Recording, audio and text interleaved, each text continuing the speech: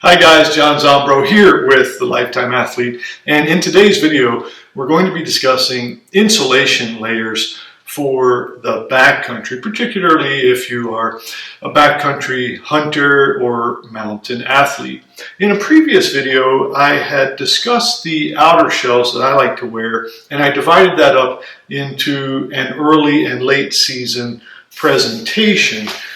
Generally speaking, in the early season, or anytime it's going to be relatively warm, I tend to bring this Sitka Stormfront jacket. I've had this for a long time.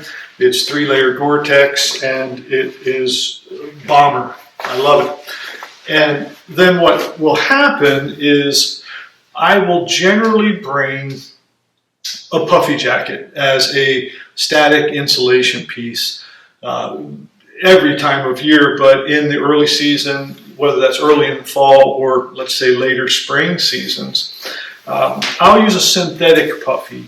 Main reason is that in my area in the Northern Rockies, if I'm going to get rain, it's going to be in those seasons, and so I've got the bomber rain jacket, and then I've got a synthetic insulation layer, which is I just like to have those a bit more when the weather's going to be wet and humid. This one is from Browning. It is your typical 3-layer static insulation piece. And one of the great things about these is, anytime you sit down in the shade, the clouds come over, the wind starts blowing, you can't be too warm, and it's great for this. It has a nice articulated hood. The one challenge, however, with static pieces is you almost can't move in them because they're so efficient at trapping air and keeping you warm.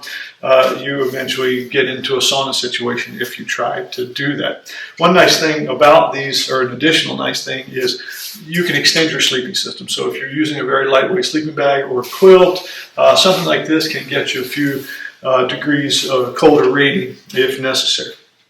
But if I know I'm going to be out in a fairly warm situation, whether the weather forecast says that, or I'm in a different location than usual, and going to be moving a lot, I'll go to an active or dynamic insulation piece. And one of my go-tos for that is this Kuiu Peloton jacket. It's an interesting jacket because it's kind of a hybrid between a shirt and a light soft shell. It's actually a grid fleece outer, and it's got a very thin fleece inner layer, and relatively light and packable. I like this. Now, I won't carry this entire wardrobe because I hate doing that, so it's going to be one or the other. If I'm camping in the backcountry and it's colder, I'll just stick with this. But if I can get away with this lighter jacket, I'll use that. Now, when it gets into the later season, that's when the precipitation, again, in my neck of the woods is 99% perhaps going to be in the form of snow. And so I'm using the Kuiu Guide DCS jacket. I've also had this for a while. In fact, everything here has seen many years and miles of service, actually, so I can't say enough about the quality there. The Kuiu Guide DCS, I like it. It's a soft shell, but it's got a high degree of water repellency and wind resistance on it, and it has not only a great hood, but a good pocket configuration, and also it's got the underarm or pit zips, which are fantastic for ventilation. So once it gets cold enough, I'm wearing this as an outer shell. I'm not packing this in my pack at all. It's just almost always on me, and so that's one of my criteria or considerations. Then when it's cold, down is where I go to always, and this is the Kuiu Super Down Pro. It is very warm for its, I want to say, loft, that we get, because it doesn't have much bulk or weight.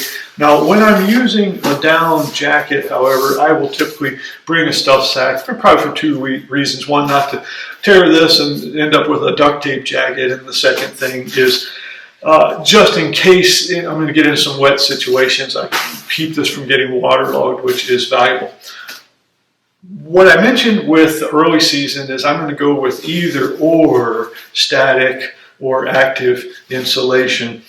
I'm always going to go with this static piece in the cold. This past year, we got some temperatures which were well below zero, in fact around 20 degrees below zero in November during the hunting season, so this jacket came in handy.